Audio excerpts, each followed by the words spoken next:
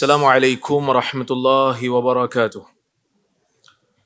Alhamdulillah nahmaduhu wa nasta'inuhu wa nastaghfiruh wa na'udzu billahi min shururi anfusina wa min sayyiati a'malina. Man yahdihillahu fala mudilla lah wa man yudlil fala hadiyalah. Ashhadu an la ilaha illallah wahdahu la syarika lah wa ashhadu anna Muhammadan 'abduhu wa rasuluh. Allahumma salli wa sallim ala Muhammad wa ala alihi wa sahbihi ajma'in. Ya ayyuhalladzina amanu taqullaha haqqa tuqatih wa la tamutunna illa wa antum muslimun. Ya ayyuhan nasu taqu rabbakumul ladzi khalaqakum min nafsin wahidah wa khalaqa minha zawjaha wa batha minhuma rijalan katsiran wa nisaa'a wattaqullaha alladzi tasaaluna bihi wal arham innallaha kana 'alaikum raqiba.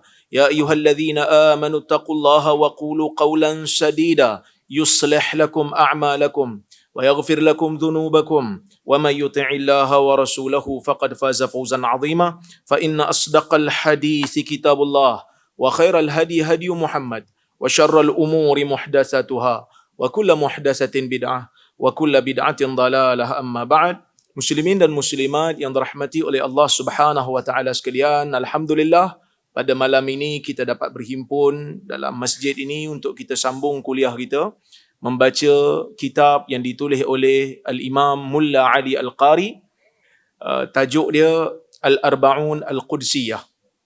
Hadis-hadis Qudsi yang dihimpunkan, ada 40 hadis, dan insya-Allah hari ini kita nak sambung hadis yang ketiga. Baik.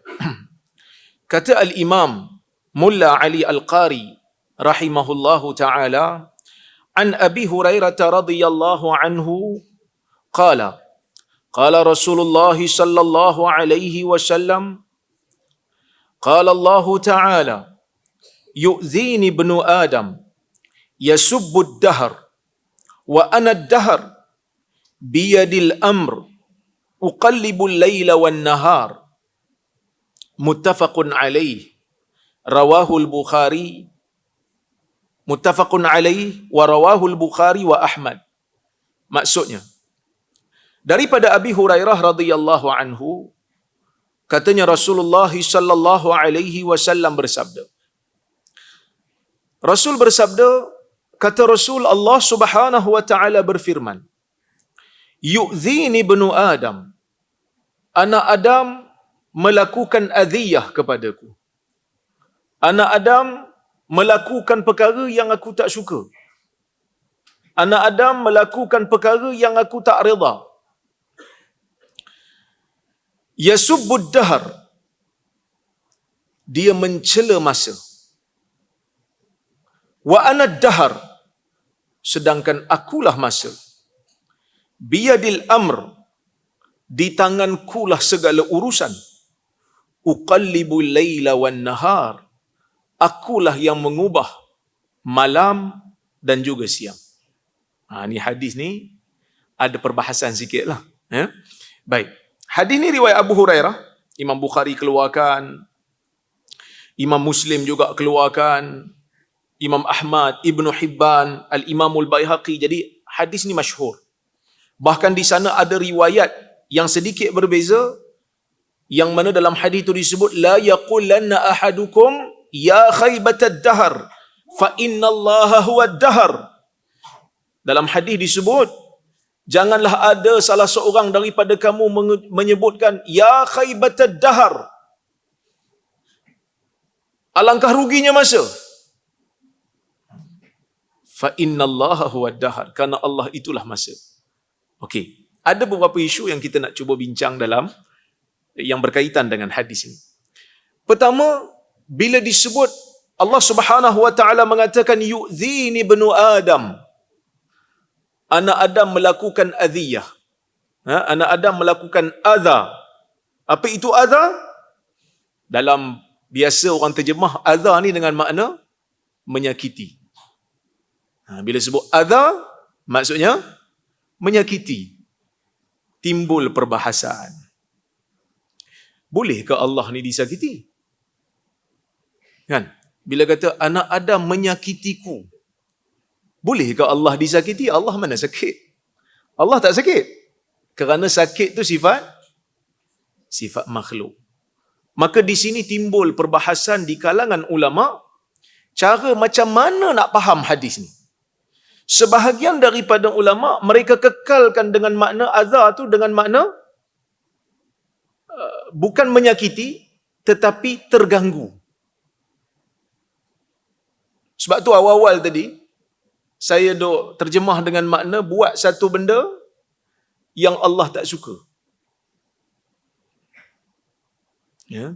Mereka kata terganggu, Allah tak suka benda ni. Jangan dok buat benda ni. Allah tak suka, Allah tak redha. So dia orang kata, makna terganggu di sini bukan sakit, tapi terganggu, Allah tak sukalah. Sebab dia kata apa? Di sana ada hadis Nabi SAW larang orang Islam ni bila nak pergi masjid, makan bawang merah, bawang besar, ataupun bawang putih yang tak masak kan. Nabi sebut apa? Apa alasan dia?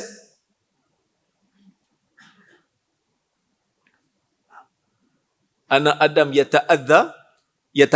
Maksudnya yata'adza ni bukan sakit. Dia terganggu dengan bau. Itu maksud terganggu tu, maksud tak semestinya menimbulkan sakit. Itu aliran yang pertama. Aliran yang kedua, mereka kata adza tu dengan makna bukan sakit, bukan terganggu, tapi maknanya Tuhan murka.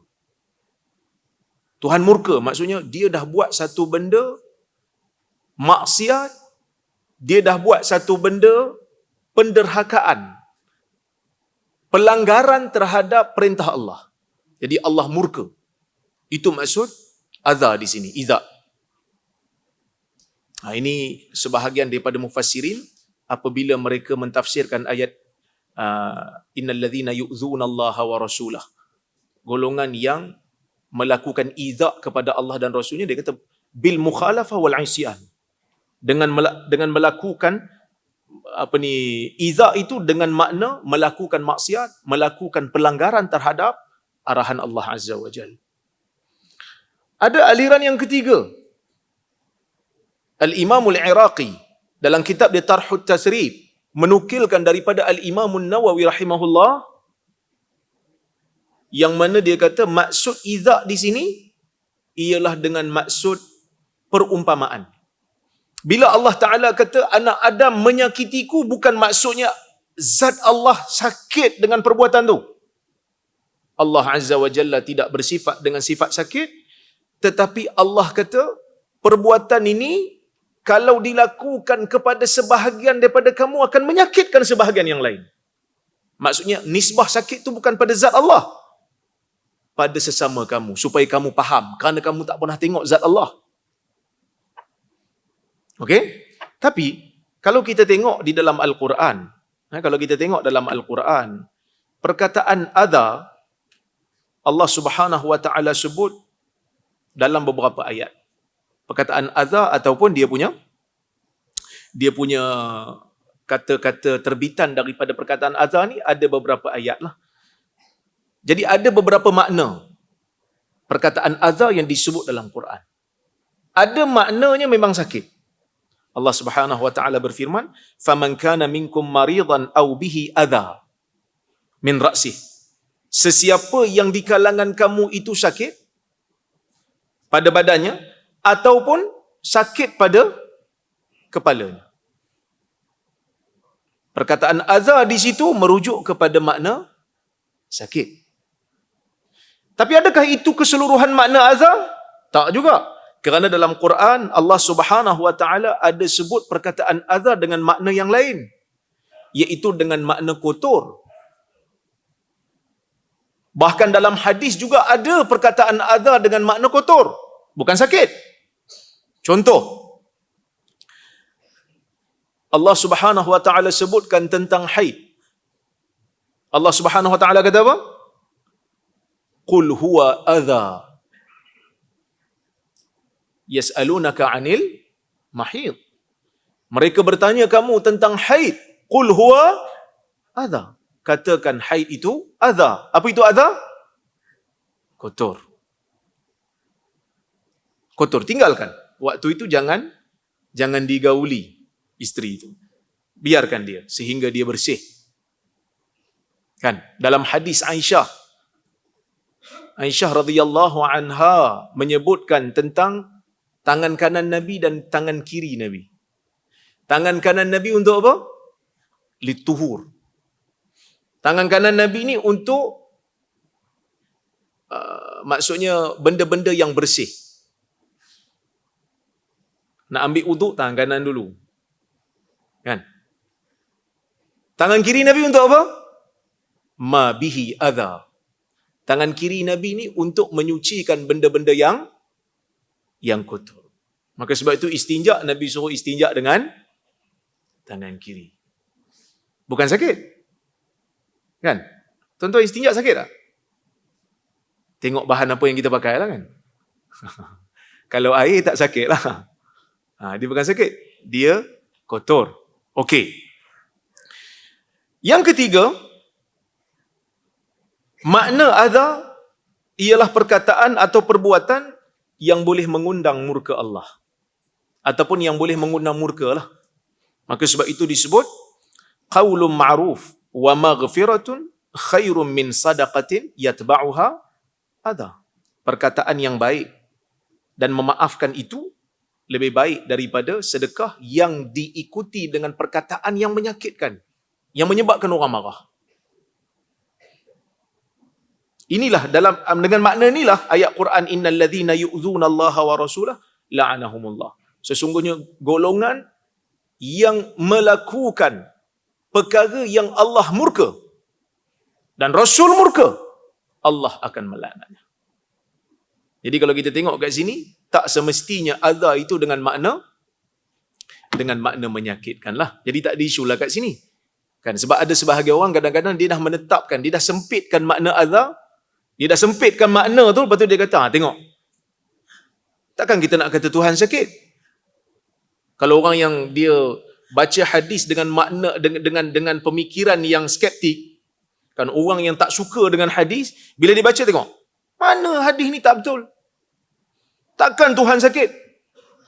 Tuhan tak sakit. Yang sakit tu kita. Betul, engkau yang sakit. Kerana engkau faham hadis dengan makna yang sempit. Faham hadis mesti dengan bahasa Arab. Kalau tak faham bahasa Arab, tak boleh faham hadis. Tak boleh faham Quran. Sebab ada yang kata, saya tak peduli. Sebab apa? Sebab bahasa Arab ni apa? Orang Arab je pakai. Saya tak mau bahasa Arab ni. Saya nak rujuk terus. Kita kata tak boleh. Sebab kalau kita baca kitab-kitab usul fiqh, kalau kita baca kitab-kitab usul fiqh, dalam perbahasan ad-dilalat ataupun ad-dalalat, dalam perbahasan macam mana nak istimbat hukum, sebab usul fiqh ni dia ada bahas tentang adillah, tentang dalil-dalil hukum, ada ad-dilalat ataupun ad-dalalat, bagaimana nak menarik hukum daripada dalil. First kita bahas bab hukum, bab dalil dulu. Dalil dan hukum dulu. Nak faham. Ini orang yang belajar usul fiqh dia tahulah. Lepas dah belajar tentang dalil, dah belajar tentang hukum hakam, apa maksud ujub, apa maksud sunat, apa semua, baru dia belajar tentang mafhum, tentang fahwal khitab, tentang macam-macam lah. Cara nak macam mana nak ambil hukum daripada dalil tu. Bukanlah kita pergi ambil. Ulama-ulama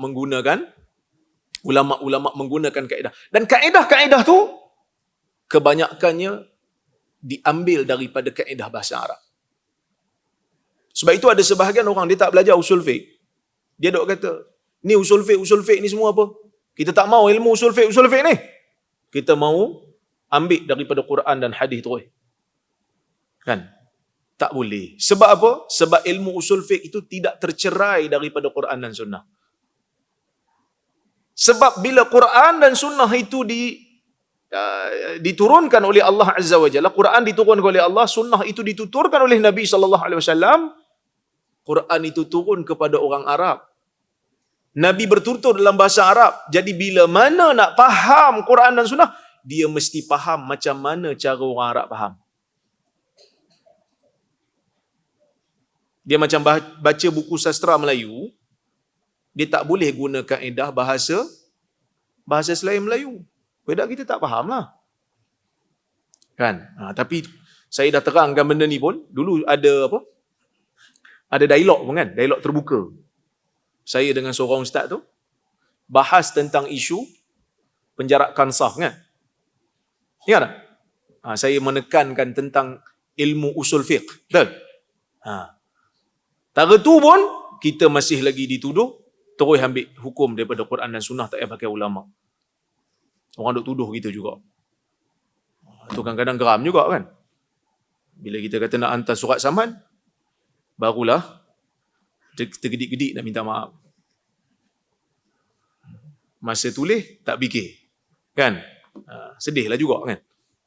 Kadang-kadang manusia ni dia lebih takut kepada surat saman daripada dia takut pada fitnah tu sendiri, daripada dosa tu. Bila kita kata kita nak hantar surat saman, baru dia kata macam saya minta maaf lah kan. Tapi itulah cara nak ajar orang pun kan. Sekali orang dah kata lah, orang kata kat saya, orang ni tak ada kerja lain, asyik nak ajak orang debat, asyik nak ajak saman. Dah nak buat apa lagi orang duk tuduh aku? Orang duk tuduh kita macam-macam kan. Itulah, inilah. Lepas tu bila kita ajak dialog, tak mau. Dia kata kita gila dialog, kita hantar surat saman, sikit-sikit saman, sikit-sikit saman. Saya pun tak faham kan. Tapi yalah manusia kan, kok mana pun tak kena lah. Kok mana pun tak kena. Tapi saya dah sebut sebelum ni, kepentingan ilmu usul fiqh, kepentingan ilmu usul hadis, kita tak boleh nak faham dalil melainkan mesti kefahaman kita tu didasari dengan kaedah. Kalau tak, macam mana kita nak faham? Orang ni faham cara macam ni, orang ni faham cara macam ni. Mesti ada satu kaedah ini disepakati. Kaedah tu mesti rujuk kepada kaedah bahasa Arab. Okey. Jadi tak ada timbul isu lah pada hadis ni. Hadis ni betul. Bahkan hadis ni muttafaqun alaih. Hadis ni riwayat Bukhari dan Muslim. Bukan kata riwayat Bukhari dan Muslim aja, muttafaqun alaih lagi. Ada beza bila orang kata hadis ni riwayat Bukhari dan Muslim dengan hadis ni muttafaqun alaih. Apa beza? Ada beza tak? Tuan-tuan biasa dengar kuliah kan? Dengar kuliah hadis biasa dah kan? Bila orang kata hadis ni riwayat Bukhari dan Muslim, kalau orang kata hadis ni muttafaqun alaih, sama tak? Sama ke tak sama? Tak sama? Tak sama. Ada yang kata sama.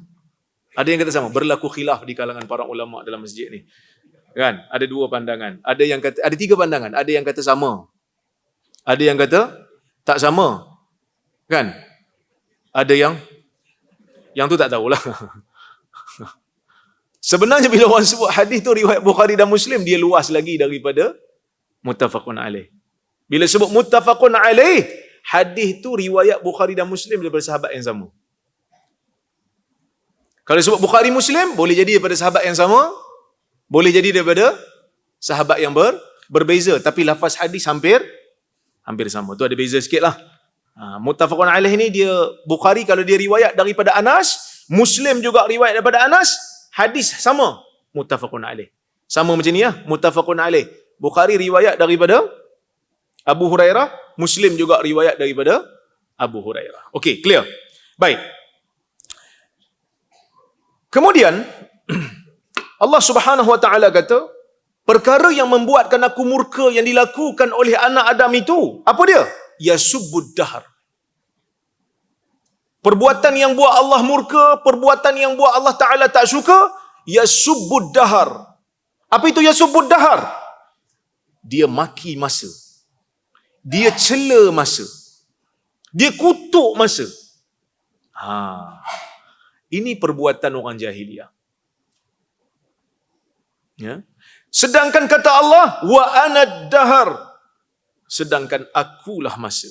Di sini ada juga perbahasan panjang di kalangan para ulama. Apa maksud hadis ni? Bila Allah Ta'ala berfirman dalam hadis Qudsi ni, anak Adam buat benda yang aku murka. apabila dia mencela masa dan akulah masa. Majoriti ulama berpandangan hadis ni ialah hadis yang cuba nak membetulkan perbuatan orang-orang jahiliah. Orang jahiliah dia memang suka maki masa. Orang jahiliah memang suka kutuk masa. Bila mana mereka terkena musibah, mereka akan sandarkan benda tu pada masa. Dan Nabi SAW tak benarkan perbuatan ini. Dari sudut kepercayaan pun Nabi batalkan. Dari sudut perkataan yang suka maki hamun masa tu pun Nabi tak suka. Nabi hilangkan. Nabi kata jangan. Sebab itu dalam hadis yang riwayat yang kedua saya baca, la yaqulanna ahadukum ya khaybatad dahar. Jangan sebut rugi masa ni. Masa ni lah yang rugi sebenarnya. Masa ni lah yang membuatkan kami rugi. Jangan. Tak boleh, tak betul. Ya. Jadi makna hadis ni disusup di sisi majoriti ulama, jangan kamu mencela masa apabila kamu terkena musibah. Jangan kamu cela masa apabila kamu terkena sesuatu perkara yang susah. Jangan kamu sandarkan musibah yang terkena pada kamu tu pada masa-masa tertentu. Contoh macam, ni hari Rabu punya masalah ni. Sebab tu aku tak mau buat kerja hari Rabu.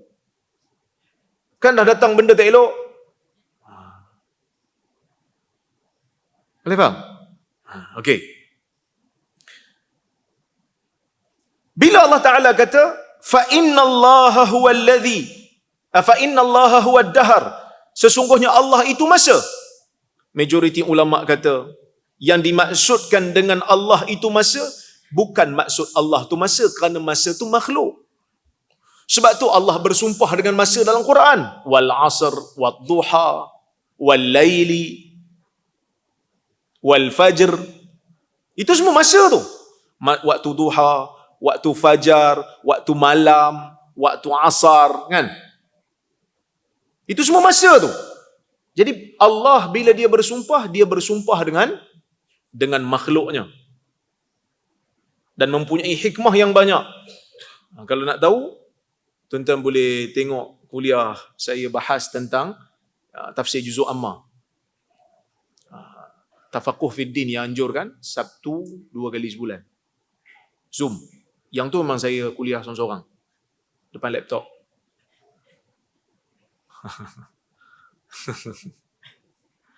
Depan laptop tak ada orang.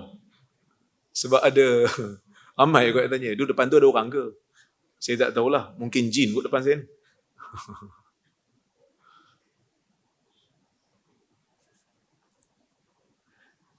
Bila Allah Ta'ala kata Allah masa, akulah masa, bukan bermakna Allah itu masa, tak. Tapi Allah itu pengatur masa. Allah itu pengurus masa. Allah itu pencipta masa.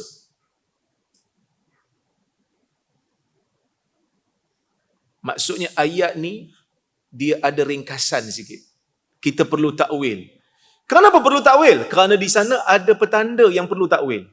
Kerana Allah Subhanahu wa taala kata uqallibul laila wan nahar. Biyadil amr, pada tanganku segala urusan, kata Allah. Uqallibul laila wan nahar, kerana akulah yang mengubah-ngubah malam dan siang. Malam dan siang tu masa tak? Malam dan siang tu masa. Jadi maksud Allah Ta'ala nak kata apa? Kamu jangan cela masa bila terkena musibah. Kerana masa yang kamu cela tu sebenarnya bukan masa yang kamu cela. Tapi yang kamu cela itu aku, kata Allah. Kerana yang menurunkan bencana tu aku. Kerana yang menjadikan kamu terkena musibah tu aku. Jadi kalau kamu cela masa, sebenarnya kamu cela aku.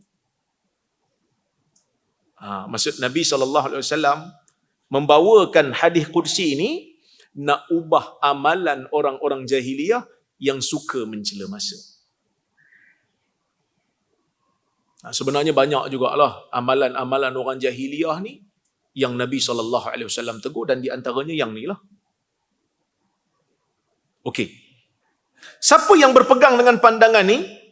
Majoriti ulama, antaranya Al-Imam Syafi'i rahimahullah, Abu Ubaid, Ibnu Jarir At-Tabari, Ibnu Qutaibah, Ibnu Taimiyah, Ibnu Katsir, Ibnu Hajar, begitu juga An-Nawawi dan juga Al-Qurtubi rahimahumullahu ajma'in. Ramai lagi, tapi ni antara yang saya sebutlah, yang sempat saya semak. Okey? Apa kata Abu Ubaid? Abu Ubaid menyebutkan, dia kata, ta'wiluhu indi wallahu a'lam anna al-arab kana sya'nuha an tazumma ad-dahr wa tasubbahu 'inda al-masa'ib allati tanzilu bihim min mautin aw haramin aw talfi malin. Dia kata takwilnya di sisi aku, kata Ibnu Ubaid, takwilnya di sisi aku, Abu Ubaid sebut, Allah lebih mengetahui, ialah orang-orang Arab ini, iaitu orang-orang di zaman jahiliah, kana sya'nuha, keadaan mereka ialah mereka ni suka mencela masa, suka kutuk masa apabila terkena musibah.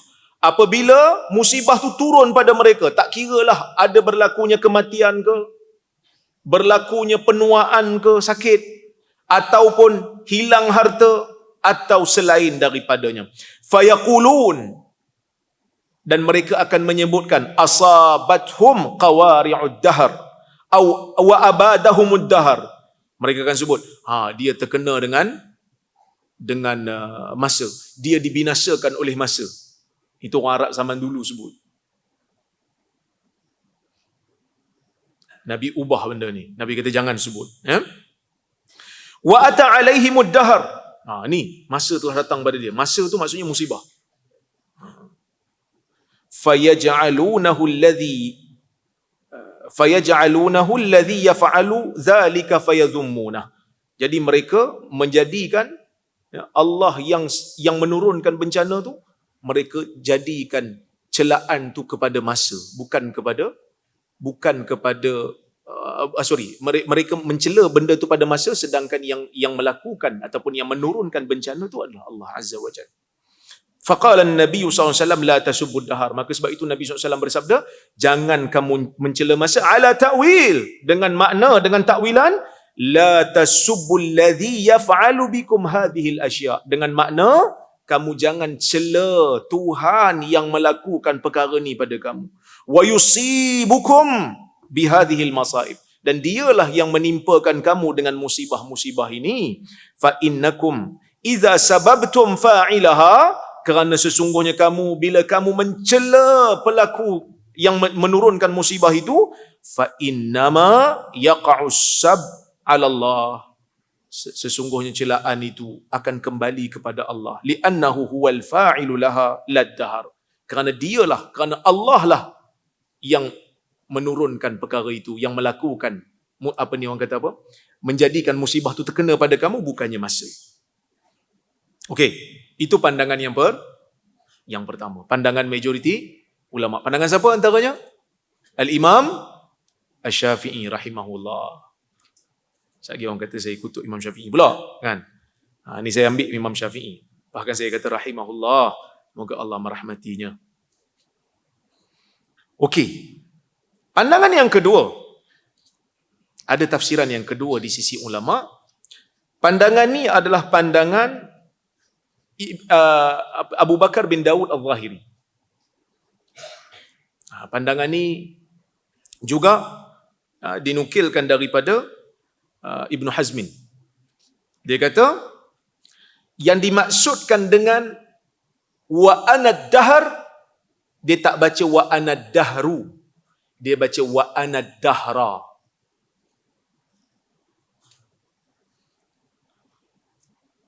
Faham? Siapa belajar bahasa Arab dia faham. Wa anad dahra biyadil amr uqallibul laila wan nahar. Majoriti ulama baca wa anad dahru biyadil amr uqallibul laila wan nahar. Dia baca wa anad dahra biyadil amr uqallibul laila wan nahar. Ada beza. Tu penting belajar bahasa Arab tu. Di bahasa Arab ni macam mana nak baris-baris ni ustaz? Kena belajar. Dia tak ada shortcut. Kena belajar. Dan saya kenal satu orang, dia belajar bersungguh. Alhamdulillah dia boleh baca. Walaupun dia tak ada background Arabik lah. Maksud dia dah berumur, dia belajar, bertekun belajar. Jadi Alhamdulillah dia pandai. Dia boleh lah i'rab, kan? Okey, tak apa. Pandangan yang kedua ni kata, dia baca dengan baris atas. Bila baca baris atas, dia jadi zarf. Maksudnya dia menjadi bukan Allah itu masa. Seperti mana makna yang kedua yang telah kita takwil tadi. Maksud bukan celaan tu kena pada Allah. Masuk kat sini dia kata, wa ana dahra biyadil amr uqallibul laili wan nahar. Maksudnya Allah, aku, bila Allah Ta'ala kata Allah, aku, ana tu maksud aku. Saya, akulah dahra, setiap masa. Akulah pada setiap masa. Segala urusan berada di tanganku. Akulah yang mengubah malam dan siang. Bila baca ad-dahra, maksudnya akulah pada setiap masa mengubah malam dan siang, segala urusan berada di tanganku. Sedap tak makna tu? Macam sedap kan? Macam sedap lah makna ni. Oh, ini boleh ni kan? Pandangan ni macam okey. Jadi kita tukar baris je lah Ustaz. Tak boleh tukar baris. Sebab apa tak boleh? Majoriti ulama, majoriti perawi meriwayatkan dengan baris depan. Majoriti tak semestinya betul. Kadang-kadang minoriti boleh jadi betul. Kan? Betul? Betul. Boleh jadi. Boleh jadi. Minoriti boleh jadi betul. Sebab ada orang tulis. Dia tulis panjang kan. Panjang dia tulis. Siapakah dia? Who are you? Dia tulis untuk saya lah. Saya jawapan, dia tulis panjang dia tulis. Saya nak jawab, saya Rozaimi. Bukan siapa-siapa pun saya ni. Tak payahlah tulis panjang-panjang untuk saya. Kalau ni saya bukan siapa-siapa kan. Tak apa, tak ada masalah yang tu. Boleh je. Nak hentam, nak kutuk, nak kata saya tak layak, tak ada masalah. Okey. Saya okey. Kan? Tak ada masalah. Okey saja. Cuma dia persoalkanlah dalam tulisan dia tu, kejap-kejap dia ikut majoriti, kejap-kejap dia ikut minoriti. Mana satu ni? Kan saya suruh tulis, saya suruh dengar apa yang saya huraikan, apa yang saya tulis. Daripada dulu kita sebut, majoriti ke minoriti bukan semestinya penentu kebenaran. Kadang-kadang kebenaran boleh ada pada majoriti, kadang-kadang kebenaran boleh ada pada minoriti. Kadang-kadang majoriti dengan minoriti tu ada pemberat, tapi tak semestinya. Macam mana boleh berlaku begitu? Penilaianlah terhadap dalil-dalil syarak. Kau pandai sangat ke? Taklah pandai. Tapi kan Allah Ta'ala bagi kita akal, bagi kita sedikit ilmu, kita buatlah penelitian. Kan? Kita buatlah penelitian. Jadi penentunya bukan semestinya majoriti dan minoriti. Tak semestinya. Ya? Baik, tak apa. Pandangan ni, pandangan minoriti. Nampak macam okey. Nampak macam okey. Bolehkah kita ambil? Disiplin. Disiplin nak tafsir ataupun nak syarah hadis, nak faham hadis, mesti dengan kaedah. Apa kaedahnya? Tuan-tuan baca tak buku saya? Tuan-tuan perempuan baca buku saya tak? Mesti tak baca kan? Beli je minta sign, tapi baca tak juga. Saya bukan nak promote buku pula ni. Tak ada jual pun buku tu kat sini. Cuma saya dah tulis dah dalam metodologi memahami hadis, dalam 9 kaedah tu, ada satu kaedah, fahmul hadis fi dhawi riwayatiha. Dan satu lagi kaedah, fahmul hadis fi dhaw'ir riwayat fi dhaw'il ahadisil ukhra. Memahami hadis berdasarkan riwayat-riwayatnya dan memahami hadis berdasarkan hadis lain. Nak faham hadis ni, first step dia mesti kumpul semua riwayat-riwayat dia. Kerana kadang-kadang ada perawi bila dia riwayat dengan ringkas. Ada perawi dia riwayat dengan ringkas. Jadi bila kita nak faham, kita kena cari, kumpul balik riwayat. Siapa yang baca kitab-kitab syuruh, antaranya kitab yang biasalah kita guna. Saya insya-Allah selalulah guna kan. Banyak kali saya bila nak faham hadis, saya akan buka kitab tu, senang. Fathul Bari, Syarah Sahih Bukhari, Ibnu Hajar Asqalani. Ketika dia mensyarahkan hadis Bukhari, dia akan bawa riwayat-riwayat yang pelbagai. daripada Ibnu Hibbannya, daripada Muslimnya, daripada Ibnu Khuzaimahnya, daripada Abu Dawudnya. Hadis yang sama tapi riwayat yang berbeza. Kan dulu saya pernah sebut Nabi SAW menyebutkan apa dia? Nabi kata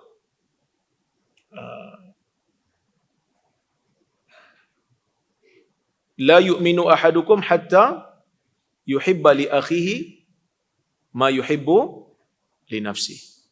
Tidak sempurna iman salah seorang daripada kamu sehingga dia mengasihi untuk saudaranya seperti mana dia kasih untuk dirinya sendiri. Makna hadis ni, kalau satu orang dia suka dapat satu benda, dia kena suka kalau sahabat dia dapat benda tu walaupun dia tak dapat. Itu tanda kesempurnaan iman. Dia suka kalau dia berjaya dalam peperiksaan. Tiba-tiba dia tak dapat, kawan dia dapat, saudara se-Islam dia dapat, dia tumpang happy, tumpang gembira. Itu tanda kesempurnaan iman. Kerana dia tidak ada hasad. Kalau kawan dia dapat naik pangkat, dia tak dapat, minta sama-sama, dia tumpang happy untuk kawan dia, dia tumpang seronok. Dia suka kawan dia dapat. Sebab apa? Sebab kawan dia dapat kebaikan, kalau kebaikan tu dapat kat dia, dia pun suka juga. Okey. Hadis ni faham? Boleh faham Maksudnya Nabi nak sebut dalam hadis ni, di antara tanda kesempurnaan iman tidak ada perasaan hasad pada orang Islam yang lain. Dia tak ada hasad. Jadi kalau dia suka merokok, dia suka tak kalau kawan dia merokok? Saya suka merokok, Ustaz. Jadi saya tengok kawan saya tak ada, jadi saya pun berjemaah lah. Boleh? Tak boleh. Sebab dalam riwayat Nasa'i ada disebut tambahan lafaz yang memberikan kita faham. Minal khair. Daripada kebaikan. Yang dikira kesempurnaan iman tu dari sudut kebaikan. Bukan dari sudut kemaksiatan ataupun benda-benda yang lara yang tidak berfaedah. So bila kita kumpul riwayat baru kita faham.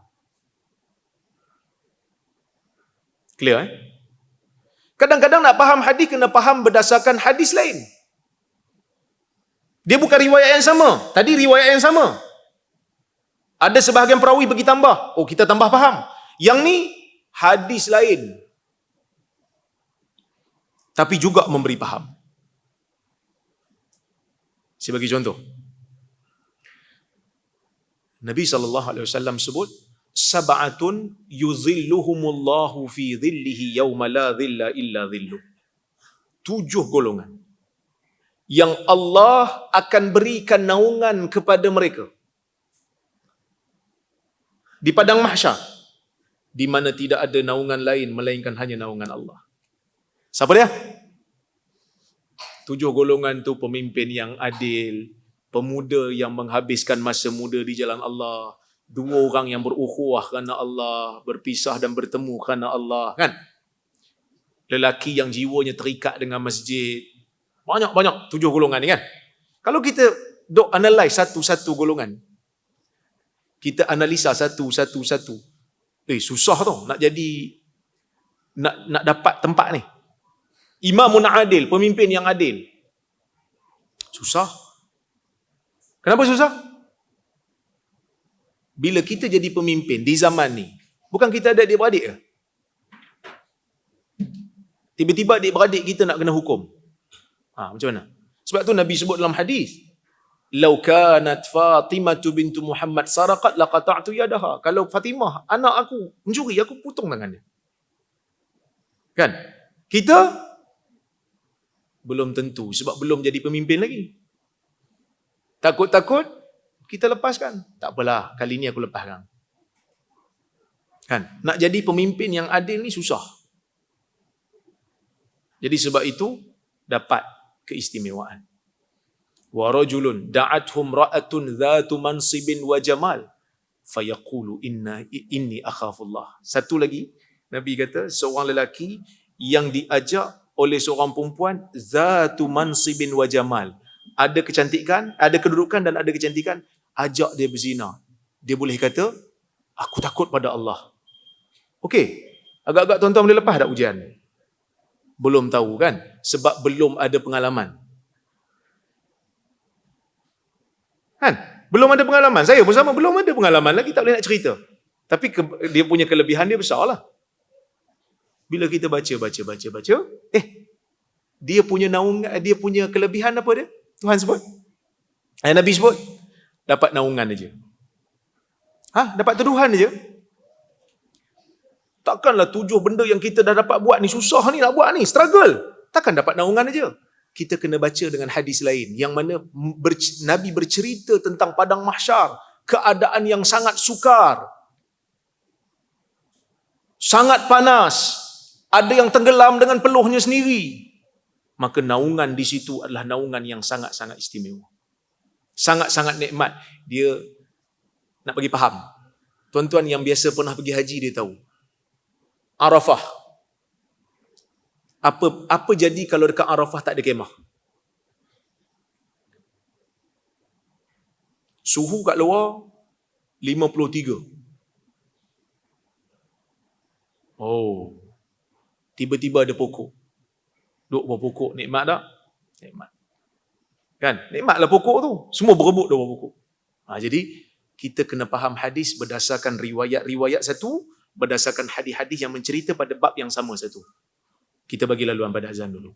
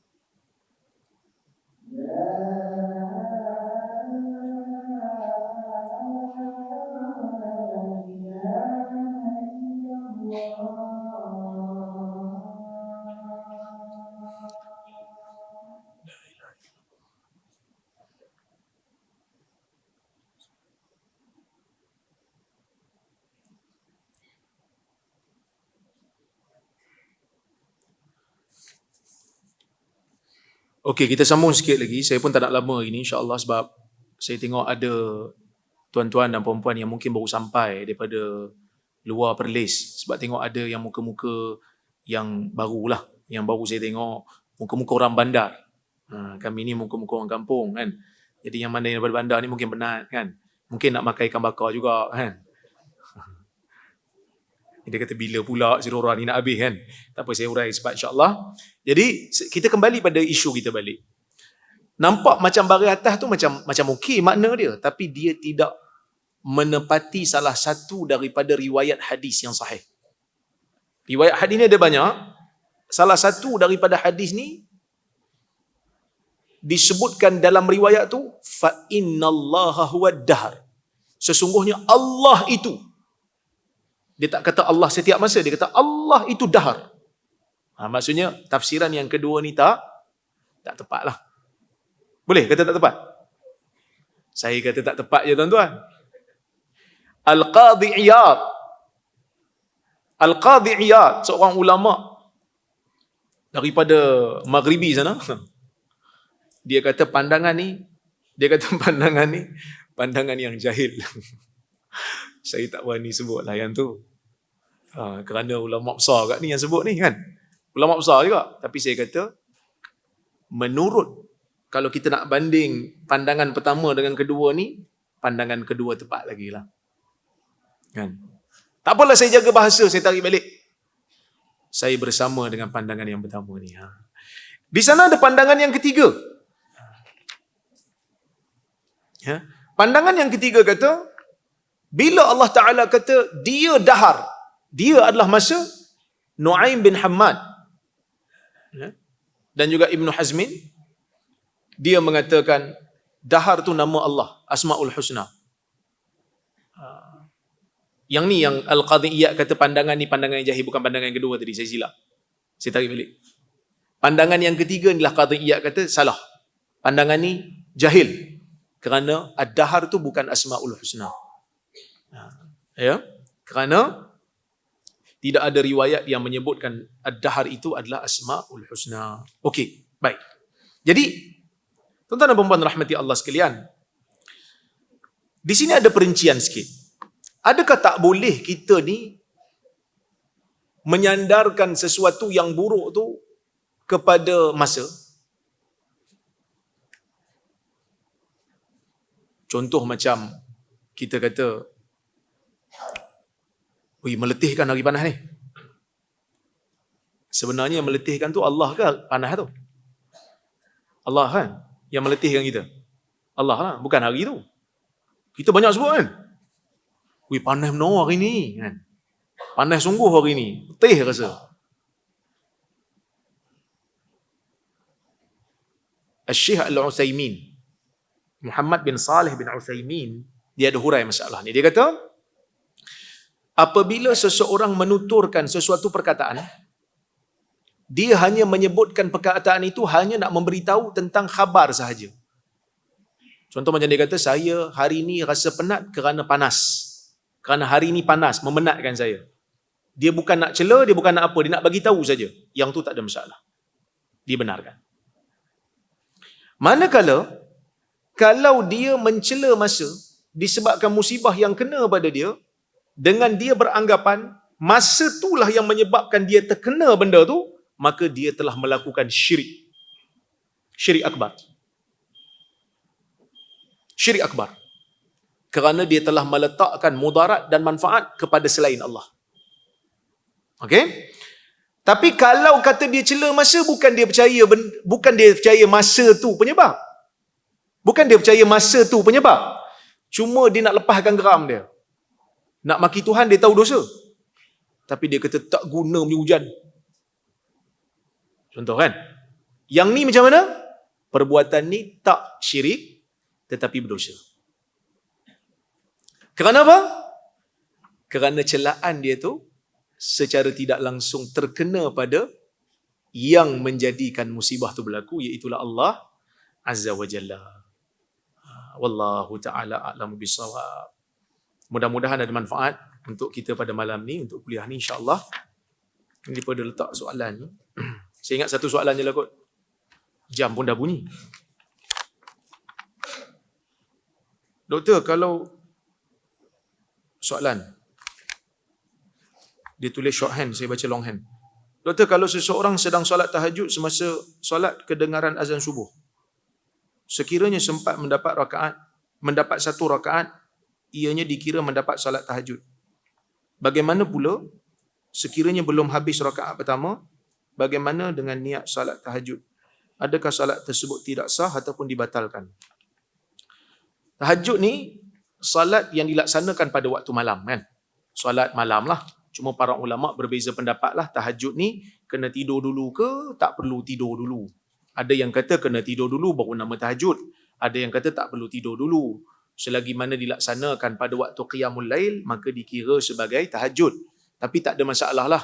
Sebab kalau tak nama tahajud, kita namakan dia qiyamul lail. Sama je, dua-dua ada kelebihannya. Ya, walaupun sebahagian ulama kata, kalau tahajud tu tidur dulu tu dia lebih struggle nak bangun, maka di situ lebih kesungguhan dia, maka lebih banyaklah pahala dia. Okey, kalau seseorang tu di tengah solat tahajud, tiba-tiba masa tengah solat, katalah dia dah dapat satu rakaat, lepas tu baru azan kan, dia dah bangkit daripada sujud yang kedua, azan, kira okey lah, kerana dah dapat satu rakaat, berdasarkan kepada riwayat yang Nabi SAW sebut, man adraka raka'atan minal fajr ataupun minal asr, sesiapa yang dapat satu rakaat sebelum terbenamnya matahari, maka dia dikira telah mendapat solat tersebut. Tapi kalau belum sampai satu rakaat, kan belum sampai satu rakaat, tiba-tiba subuh masuk, dia boleh teruskan solat itu. Solat itu tetap dianggap sebagai solat sunat. Wala tubtilu a'malakum, jangan dibatalkan amalan itu. Jangan dibatalkan amalan kamu, maka teruskan solat. Tak ada masalah. Wallahu alam. Terima kasih banyak pada semua yang hadir pada malam ini, sama ada di masjid ataupun secara online. Saya mohon maaf terkasar bahasa tersilap kata. Aqulu qawli hadha wa astaghfirullahal azim li wa lakum. Wassalamu alaikum warahmatullahi wabarakatuh.